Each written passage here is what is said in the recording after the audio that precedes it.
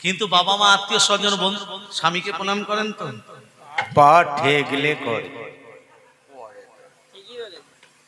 রাধে রাধে।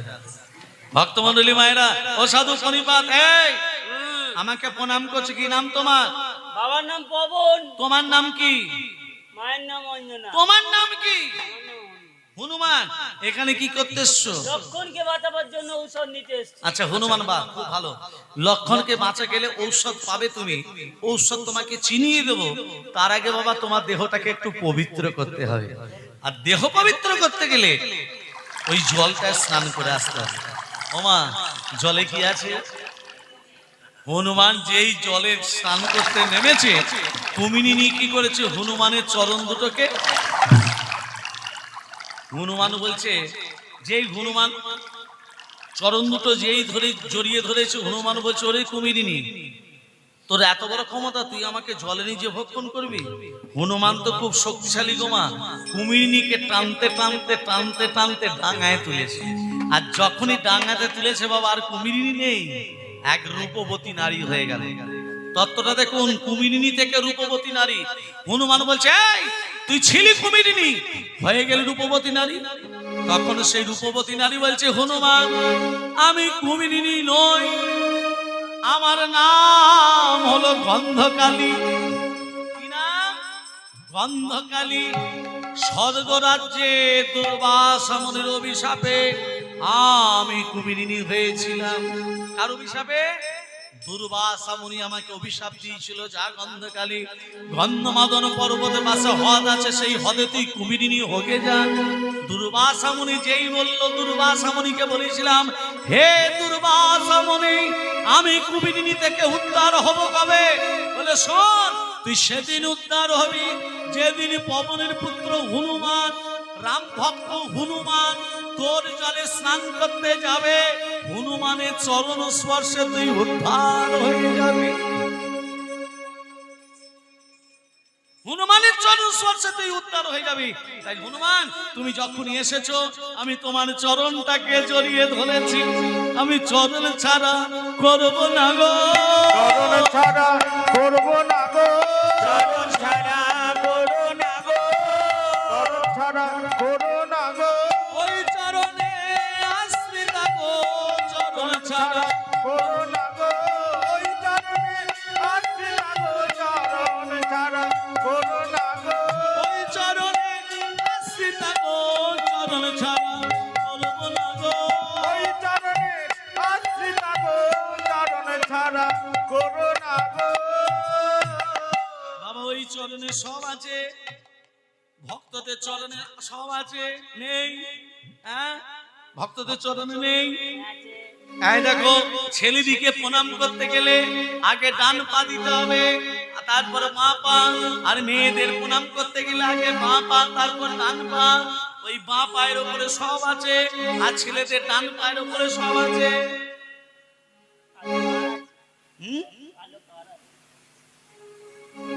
কৃষ্ণের চরণের তলায় কটা চিহ্ন? রাধে রাধে। তাহলে চরণ ছাড়া কি করা যায়? চরণ ছাড়া করা যায় না। ভক্তি রাজ্যে দাঁড়িয়ে তিনটে জিনিস বড়, এক হলো ভক্তের চরণ ধুলি, দুই হচ্ছে ভক্তের পাদধৌত জল, তিন হচ্ছে ভক্তের উচ্ছিষ্ট।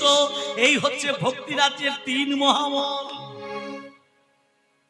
চরণ ছাড়া করব না গো, চরণ ছাড়া করো না গো, শুধু চরণ নয়, শুধু চরণ নয়, তার সঙ্গে ধুলিও মাখতে হবে।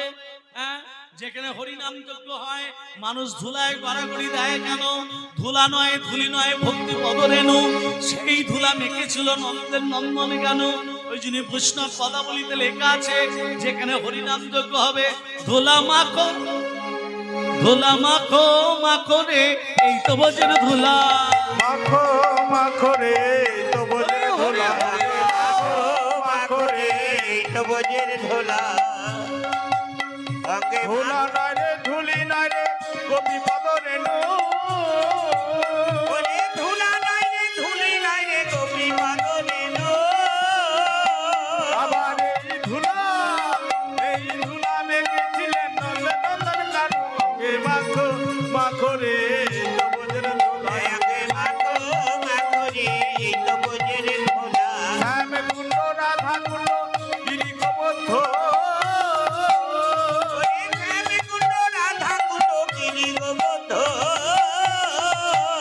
আবার মধুর মধুর মধুর মধুর হরি নাম হচ্ছে এই তো বৃন্দাবন আগে মাখো মাখো রে বোঝের ভোলায় আগে মাখো মাখরি এই তো বোঝের ভোলা সংকীর্তনের ধুলা যদি পরে গঙ্গার জলে ওরে সংবিধানের ধুলা যদি পড়ে গঙ্গার এই জলে ধুলার কত দাম? সংকীর্তনে ধুলা যদি পরে গঙ্গার জলে, গঙ্গা পবিত্র হয় ভাগবতে বলে। তাহলে এই ধুলার কত মূল্য জানেন মা?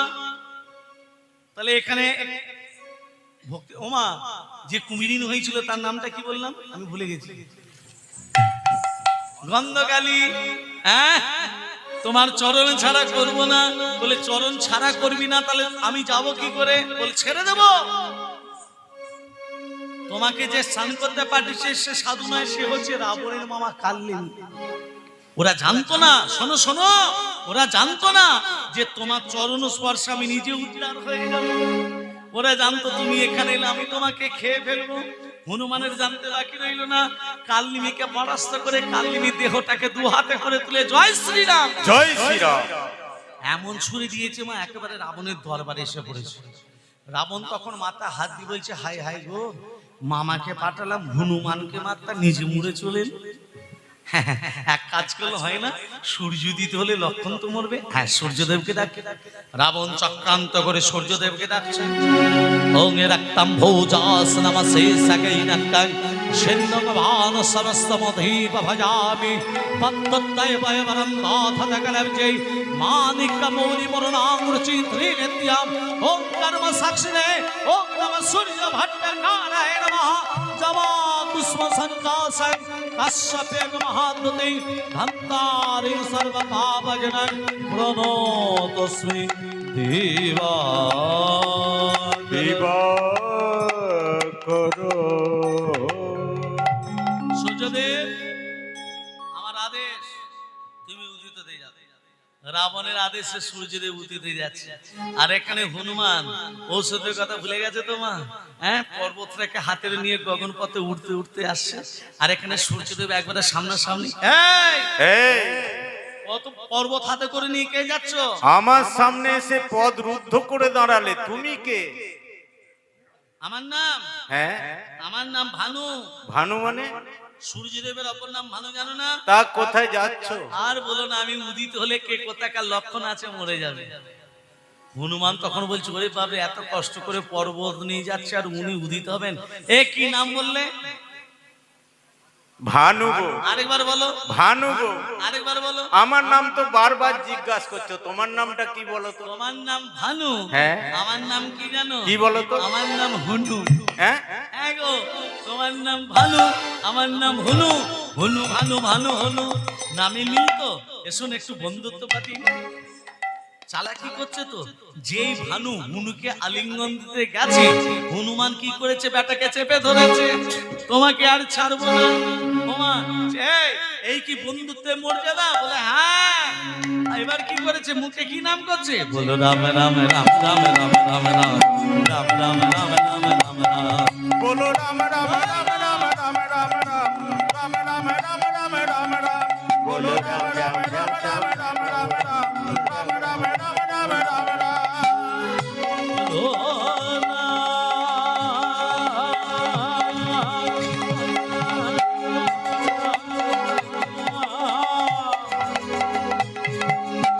বলো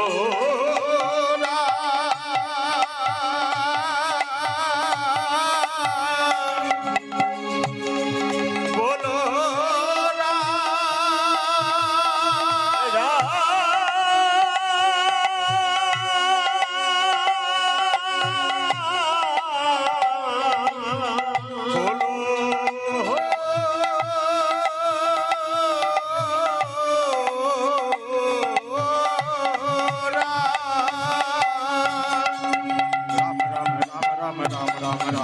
রাম রাম রাম রাম রাম রাম। বলো রাম রাম রাম রাম রাম রাম রাম রাম রাম রাম রাম রাম রাম। অনেক কষ্ট করে পরপর নিয়ে এসছি, এবার লক্ষণীকে খাই দিন। ঔষধ তো পেলাম, অনুপান পাবো কোথায়? অনুপান বলতে এক স্তনরমণী দুগ্ধ চাই। এই চারটে ঔষধে কি নাম বলেছিলাম? হরিবোল হয়ে গেছে। বিশল্যকরণী, অস্থি সঞ্চারিণী, মেদ সঞ্জীবনী, রক্ত সঞ্চারিণী। মনে থাকবে? হ্যাঁ। বেশ, এই চারটে ঔষধকে এক স্তর রমণী দুগ্ধ মিশিয়ে এলে খাওয়ালে তবে লক্ষণ বাজবে। বলছে এই জগতে এক স্তন রমণী কে আছে যার একটি মাত্র স্তন? বলে কেন? রাবণের স্ত্রী মঞ্জোদরী এবং বালির স্ত্রী তারা, এরা দুজনেই এক স্তন রমণী। মায়েরা, এরা দুজনে এক স্তন রমণী হলো কি করে? তত্ত্বটা জানলে। ঋষিটার নাম হলো ময়দানব ঋষি। প্রতিদিন ভিক্ষা করতেন। ভিখারি অনেক রকম আছে, নেই? কেমন ভিক্ষা করতেন? বা প্রত্যেকের বাড়িতে চাল ডাল টাকা পয়সা ভিক্ষা করতো না। কি ভিক্ষা করতো? গাভীর দুগ্ধ। প্রত্যেকের বাড়িতে দুগ্ধ সঞ্চয় করে দুধটাকে ফুটিয়ে যে ক্ষীর হয়, সেই ক্ষীরটা ভগবানকে সেবা দেয়। সেবা দিলে সেবা পায়। ময়দানের সে অনেক দুগ্ধ সঞ্চয় করেছে, অনেক দুগ্ধ টকবক টকবক করে ফুটছে। আর সেই সময় একটি সর্প একটি ভেগকে তাড়া করেছে খাবে বলে। সর্প মানে সাপ, ভেগ মানে ব্যাং। ব্যাং লাফাতে লাফাতে যাচ্ছে, সর্প তার পিছনে। ব্যাং মনে মনে ভাবছে ওই যে জলটাতে ডুব দিলে আমি তো সাপের হাত থেকে মুক্ত পেয়ে যাব। বড় পাত্রেতে গরম দুগ্ধ টকবক করে ফুটছে। ব্যাং বেটা জল মনে করে যেই ডুবেছে সঙ্গে সঙ্গে হরিবোল। সাপ তখন বলছে, ওরে ব্যাং, তুই জলটায় ডুব দিতে পারিস, আমি তোকে ডুব দিয়ে ধরতে পারবো না। সাপও জল মনে করে সেও যখন ডুবেছে, সেও হরিবোল। সাপ আর ব্যাং মরে ক্ষীর হয়ে বসে আছে। আর এখানে ময়দান ঋষি ভগবানের নাম করতে করতে আসছে। তবে মায়েদের একটা কথা বলে দিই, এর মাঝখানে একটা ভালো কথা মনে পড়ে গেল। মায়েদের বাড়িতে যদি অশান্তি হয়, মায়েদের বাড়িতে যদি কোনো স্বামী স্ত্রীর মধ্যে বিভেদ থাকে বা অশান্তি হয় বা ঝগড়াঝাঁটি হয় বা ছেলে বেকার বসে আছে, কোনো কাজ নেই, বা ঘরে বাস্তু দোষ আছে, হ্যাঁ, সেই জন্য অশান্তি হয়, বাস্তু দোষও থাকে, বা আপনার শরীরে অনেক মারাত্মক রোগ ছড়িয়ে যাচ্ছে কিন্তু কোনো উপায় হচ্ছে না, অনেক ডাক্তার দেখাচ্ছেন কোনো লাভ হচ্ছে না, ভালো হচ্ছে না, এর একটা উপায় বলে দিই। লাল কাপড় কিনবেন, লাল আসন কিনবেন, লাল শালু কিনবেন, একটা নারকেল কিনবেন, 7টা লবঙ্গ কিনবেন। কি কি বললাম? লাল কাপড়, লাল আসন, লাল শালু, একটা নারকেল, 7টা লবঙ্গ। যে কোনো একটা ঘর তো ঘরেই থাকে, তামার, মাটির, পিতল, কাঁসার যে কোনো ঘটে গঙ্গা জল দিয়ে দিলেন। গঙ্গা জল দেবার পর ওই লাল শালুটা নিয়ে 7টা লবঙ্গ এবং নারকেলকে দিয়ে বেঁধে দিলেন। ঘটের উপরটা বসিয়ে দিন। ঘটের ভেতরে গঙ্গা জল আছে, ঘরটার উপরে বসিয়ে দিন। আসনটায়, লাল আসনটায় বসতে হবে, লাল কাপড়টি পরে। কি বারে? শনিবার, মঙ্গলবার। মন্ত্রগুলো শুধু জপ করবেন। নম বাগেশ্বরায় নম, নম হুং হনুমাতে নম, নম সন্ন্যাসী রাজায় নম, নম কৃষ্ণায় বাসুদেবায় হরে পরমাত্মনে, প্রণত ক্লেশ নাশায় গোবিন্দায় নম। বললে কি হবে? আপনার শরীরে মারাত্মক রোগ দূরে চলে যাবে। দ্বিতীয়, বাস্তু দোষ কেটে যাবে। তৃতীয়, অশান্তি দূরে চলে যাবে। চতুর্থ, ছেলে যদি বেকার থাকে যে কোনো কাজে লিপ্ত হবে এবং ঘরে শুভাশুভ মঙ্গল আকাঙ্ক্ষিত করবে। মনে থাকবে, নম বাগেশ্বরায় নম, নম হুং হনুমতে নম, নম সন্ন্যাসী রাজায় নম, নম কৃষ্ণায় বাসুদেবায় হরে পরমাত্মনে, প্রণত ক্লেশ নাশায় গোবিন্দায় নম নম।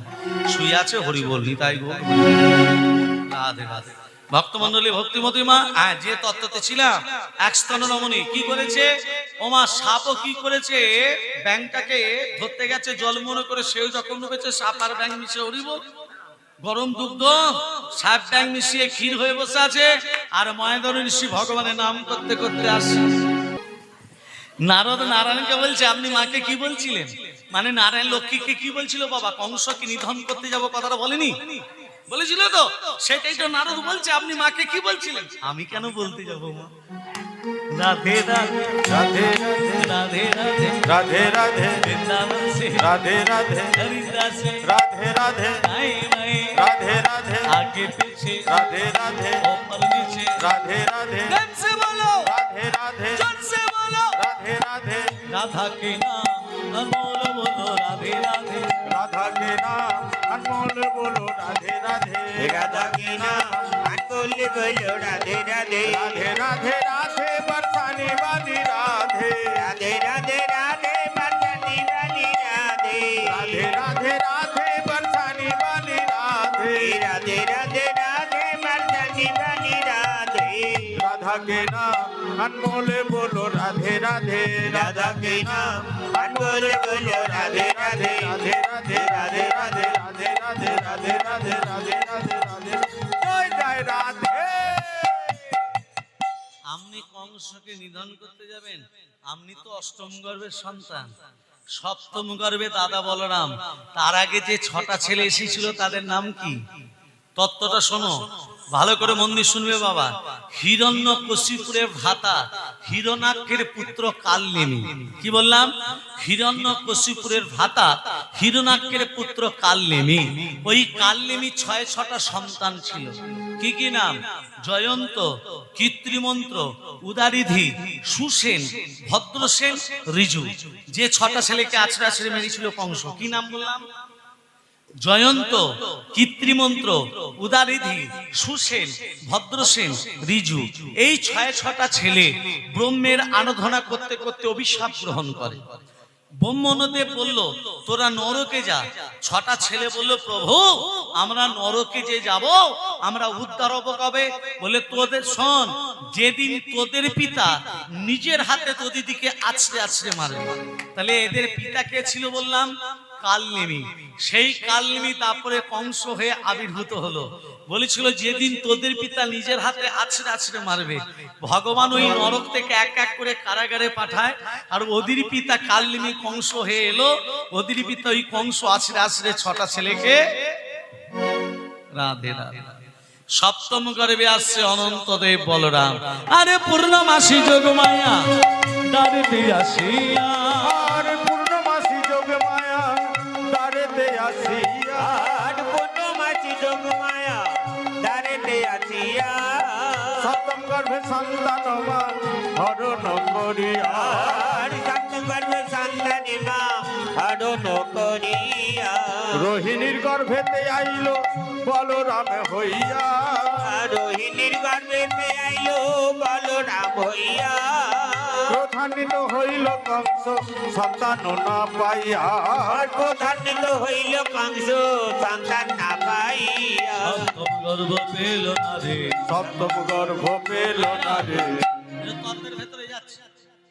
ভগবান শ্রীকৃষ্ণ এত জায়গা থাকতে কারাগারে কেন আবির্ভূত হলেন? এই তত্ত্বটা একটু মন দিয়ে শুনবেন।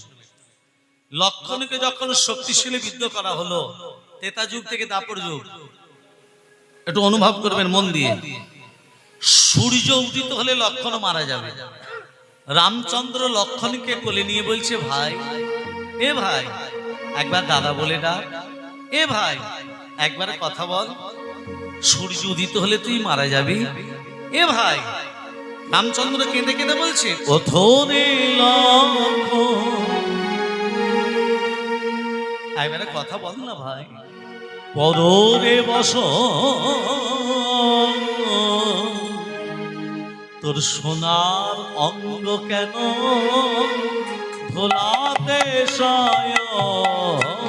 ওঠরে লক্ষণ বড়রে বসন সোনার রঙ্গ কেন ধুলাতে সায়ন ওঠরে লক্ষণ বরুণে বস সোনার অঙ্গ কেন ধোলাতে সয় দেশে ফিরে গেলে জিজ্ঞাসিবে মাতা তুই ফিরে এলি না, লক্ষণ গেল কোথায়? দেশে ফিরে গেলে জিজ্ঞাসিবে মাতা তুই ফিরে এলি রাম লক্ষণ গেল কোথায়? দেশে ফিরে গেলে জিজ্ঞাসিবে মাতা তুই ফিরে এলি রাম লক্ষণ গেল কোথায়? কি বলে বলিব মায়ের সান্ত্বনা দিব, মাকে সান্ত্বনা তো দিতে হবে। এ ভাই আমি মাকে কি বলবো? একবার উঠে বস। পাশে আছে সুসেন বৈদ্য। রাধে রাধে। বৈদ্যের নাম কি বললাম মা? সুসেন। হুসেন নয়, সুসেন।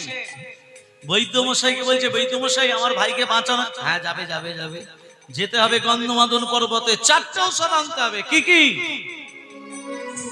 মন দিয়ে শুনবে, নামগুলো বলে দিচ্ছি, আমি কিন্তু জিজ্ঞেস করব। বিশল্যকরণী, অস্থি সঞ্চারিণী, মেদ সঞ্জীবনী, রক্ত সঞ্চারিণী। মনে রাখবে, আমি কিন্তু জিজ্ঞেস করব। বিশল্যকরণী, অস্থি সঞ্চারিণী, মেদ সঞ্জীবনী, রক্ত সঞ্চারিণী। যেতে আসতে 18 বছর সময় লাগবে। এবার বলো না, ওই 18 বছরের পর 3 দণ্ডে কে আনতে পারে? দণ্ড মানে কি আগে জানতে হবে। দণ্ড মানে হচ্ছে মিনিট। প্রতিটা কথা তত্ত্ব জড়িয়ে আছে বাবা। দণ্ড মানে মিনিট। এক দণ্ড মানে কত মিনিট? 24 মিনিটে এক দণ্ড। 3 দণ্ড মানে 3 24 সঙ্গে 72 মিনিট বাদ সূর্য উদিত হলে তোমার ভাই মারা যাবে। এবার বলো না, ওই 18 বছরের পর 3 দণ্ডে কে এনে দিতে পারে? জয় শ্রীরাম। জয় শ্রীরাম। হনুমান পবনের পুত্র, অঞ্জনার পুত্র। হনুমান বলছে, প্রভু ওই 18 বছরের পর 3 দণ্ড নয়, আমি 2 দণ্ডে মানে 48 মিনিটে নিয়ে দিতে পারি। চিনিতে কি চিনিতে কি হনুমান পারবে ওই 4টে ঔষধ চিনি আনতে? পারবে তুমি, পারবে তুমি, বলো না পারবে কিনা? চিনিতে কি চিনিতে কি পারবে, পারবে, চিনিতে কি পারবে, চিনিতে কি পারিবে তুমি, চিনিতে কি পারিবে, চিনিতে কি পারিবে। ওরে হনুমান,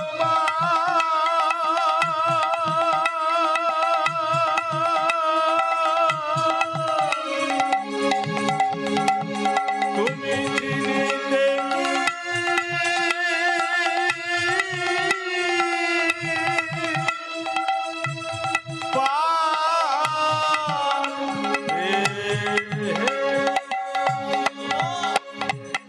আমি 2 দণ্ডে নিয়ে দিতে পারি। রামচন্দ্রের চরণে প্রণাম করে হনুমান কোথায় গেল মা? গন্ধমাদন পর্বতে। এখানে হনুমান চক্রান্ত, রাবণ চক্রান্ত করছে, হনুমানকে বাধা দিয়ে যায় কি হবে? রাবণ মামাকে ডাকছে, মামা, রাবণের মামাকে কাললিনি, যে তারপরে কংস হয়েছে। মামা এদিকে শোনো, বল ভাগ্নে। বলে, মামা তোমাকে যেতে হবে গন্ধমাদন পর্বতে। সাধুর বেশ ধরে বসে থাকবে, এই যে সাধুর বেশ, বসে বসে রাম রাম রাম রাম রাম রাম জপ করবে। আর তোমার মুখে রাম নাম শুনে হনুমান ঠিক তোমার কাছে যাবে। আর হনুমান যখন তোমার কাছে যাবে, বলবে, হনুমান এখানে কি করতে এসছিস? হনুমান বলবে, লক্ষণকে বাঁচাবার জন্য ঔষধ নিতে এসছিস। তখন হনুমান বলবে, লক্ষণকে বাঁচাবার জন্য তুমি মামা একটু ছলনা করে বলবে, হনুমান ঔষধ নিতে গেলে দেহটাকে পবিত্র করতে হবে, আর দেহ পবিত্র করতে গেলে ওই জলে স্নান করে আসতে হবে। জলে একটা কুমিরিনী বসবাস করে, কুমিরিনী। হনুমান যে জলে স্নান করতে নামবে, কুমিরিনী পেটে চলে যাবে, হনুমানও মরবে, আর লক্ষণ ঔষধ না পেয়ে। রাবণের মামা কাললেমি সাধুর বেশ ধরে বসে বসে কি জপ করছে? বলো রাম রাম রাম, বলো শ্যাম শ্যাম শ্যাম, বলো রাম রাম রাম, বলো শ্যাম শ্যাম শ্যাম, বলো রাম রাম রাম, বলো শ্যাম শ্যাম শ্যাম। কিতাব জ্বালায় উদ্ধারিবে এই রাম নামে, এই রাম নামে, কিতাব জ্বালায় ধরিবে এই রাম নামে, এই রাম নামে। প্রেম সে কহিয়ে বলো,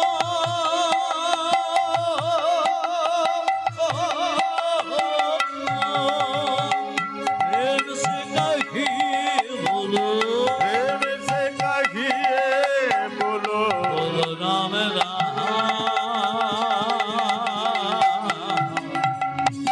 বলো রাম রাম রাম, বলো শ্যাম শ্যাম শ্যাম, বলো রাম রাম রাম, বলো বলো শ্যাম রাম শ্যাম, বলো রাম রাম রাম, বলো শ্যাম শ্যাম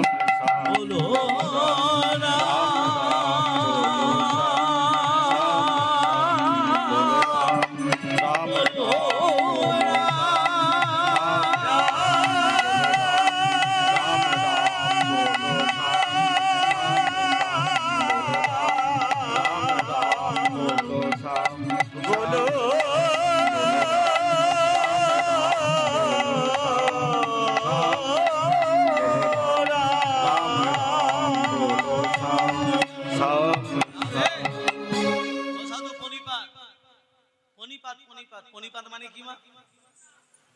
প্রণাম কেমন করে করতে হয়? ডান হাত ডান পাপা হাত বাপা, হাত ঘুরিয়ে প্রণাম, তাই তো? হ্যাঁ। কিন্তু কৃষ্ণ ভগবানকে প্রণাম করতে গেলে হাত ঘুরতে হবে না, তখন সোজাসুজি প্রণাম করতে হবে। কৃষ্ণ তখন বলবে আমি ঘুরিয়ে আছি, তোরা সোজাসুজি এসে প্রণাম কর। হরে মুরারে মধু কৈত ভারে গোপাল গোবিন্দ মুকুন্দ সরে। হরে মুরারে হরে হরে ভারে গোপাল গোবিন্দ মুকুন্দ সৌরে। হরে মুরারে মধু কৈত ভারে গোপাল গোবিন্দ মুকুন্দ সৌরে। হরে মুরারে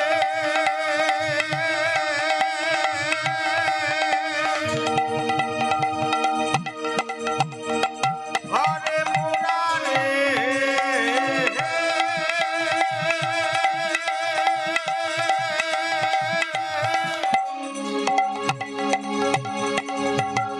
হরে মুরারে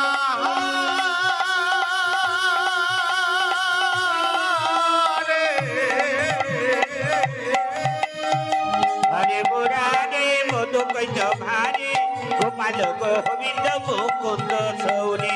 হরে মুরারে মধু কৈত ভারে গোপাল গোবিন্দ গোপাল গোবিন্দ গোপাল গোবিন্দ।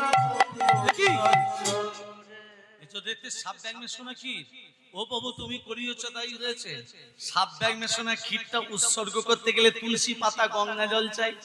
যেই প্রবেশ করতে দেখছে পাত্রের উপর সাপ ব্যাগ মেশানো ক্ষীর নিয়ে একটা কন্যা শিশু।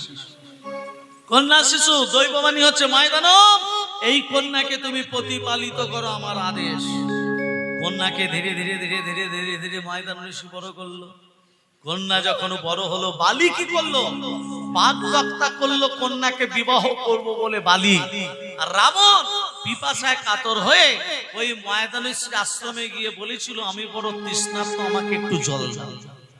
যে বালির বাগদত্তা ময়দানেশ্বরীর কন্যা এক ভাণ্ড জল নিয়ে যেই রাবণের সামনে ধরেছে, রাবণ বলছে আমি তোমার রূপে মুগ্ধ, এসো আমি তোমাকে বিয়ে করব। রাবণ একটা হাত ধরেছে, বালি একটা হাত ধরেছে। রাবণ বলছে আমি বিয়ে করব, বালি বলছে বাগদত্তা করেছে। ওমা দুজনই তো শক্তিশালী, টানাটানি করতে করতে বক্ষ থেকে অর্ধেকটা রাবণের হাতে অর্ধেকটা বালির হাতে, ঠেলা সামলাও, খুব দুজনে বিয়ে করবে না। ময়দান ঋষি এসে বলছে এ কি আমার কন্যার এই অবস্থা হলো কি করে? বলে দুজনের ইচ্ছা পূর্ণ করার জন্য অর্ধাংশ হয়ে গেছে। এবার মা তত্ত্বটা ধ্যান দিন। ঋষির কন্যার দেহটার ভেতর কটা আত্মা ছিল? দুটো, একটা সাপের আত্মা, একটা ব্যাঙের আত্মা। সর্পটাকে করে দিল মঞ্জদরি, ব্যাঙটাকে করে দিল তারা। কন্যার দেহটার ভেতর আত্মা ছিল দুটো, সাপের আত্মা ব্যাঙের আত্মা। এবার দেহ কটা ছিল? একটা। একটা দেহ ছিল, আত্মা দুটো ছিল বলে দুটো দেহ ধারণ করে দিল। কিন্তু দেহ একটা ছিল বলে বক্ষ থেকে অর্ধাংশ হয়েছিল বলে দুজনেরই একটি করে স্তন হয়ে গেল। হনুমান পুত্ররূপে মন্দিরের কাছ থেকে দুধ নিয়ে এসে লক্ষ্মণকে খাওয়ালো, লক্ষ্মণ বেঁচে গেল। তত্ত্বটা কি বলে শুরু করেছিলাম? ভগবান শ্রীকৃষ্ণ এত জায়গা থাকতে কারাগারে কেন আবির্ভূত হলেন? কালনিমি যখন মৃত্যু বরণ করে মুখে কি নাম বলছিল মা? রাম রাম রাম রাম। রামচন্দ্র বলল কালনেমি মৃত্যু বরণ করার সময় তুই রাম রাম বলে মৃত্যু বরণ করলি, আমি কথা দিলাম আগামী দাপর যুগে তুই যেখানেই থাকবি আমি সেখানেই আবির্ভূত হব। ওই জন্য মা মরবার সময় ভগবানের নাম করতে হয়। ভগবান রামচন্দ্র কথা দিয়েছিলেন বলে দাপর যুগে ওই কংসের কারাগারে কৃষ্ণ অবতীর্ণ হলেন। কেন না ত্রেতা যুগে কথা দিয়েছিলেন বলে। ওই জন্য গীতাতে লেখা আছে বাবা, গীতাটা খুলবেন, জং জন ব্যাপী সারাং ভাবাত তদৌতন্তে কালে বানাম কাঙ্কাইমিত শততাৎ ভাব ভাব ভাবিত। তুমি যে ভাবনা নিয়ে মৃত্যুবরণ করবে তোমাকে সেই ভাবনার মধ্যে এনে ফেলবো। আমরা মৃত্যুবরণ করার সময় ভগবানের নাম বলে বলে মৃত্যুবরণ করি। হরে কৃষ্ণ ভাবন বলি, কি বলি? এই দেখুন বাবা একবার হরে কৃষ্ণ বলো। বড় খোকা কোথায়? বাবা একবার হরে কৃষ্ণ বলো। বর্দা তোমার বাঁদিকে। ও বাবা, বাবা একবার হরে কৃষ্ণ বলো। মেজো মেজো কোথায়? মেজো মেজো তোমার পিছনে। ও বাবা, বাবা একবার হরে কৃষ্ণ বলো না। সেজো কোথায়? একবার হরে কৃষ্ণ বলো। সে যে তোমার এই হারমোনিয়াম বাজাচ্ছে। ন কোথায়? বাবা একবার হরে কৃষ্ণ বলো। ন কোথায়? না নয় তো এখানে না খোকা, শেষবারের মতো একবার হরে কৃষ্ণ বলো। ছোট খোকা কোথায়? একবার হরে কৃষ্ণ বলো। ছোট ছোট খোকা কোথায়? ছোট কাকা আমি। দোকানটা দেখছে কে?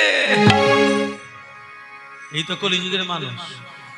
বুড়োটা মরে যাবে, ছেলেরা বলছে বাবা একবার হরে কৃষ্ণ বলো, বলছে দোকানটা দেখছে কে?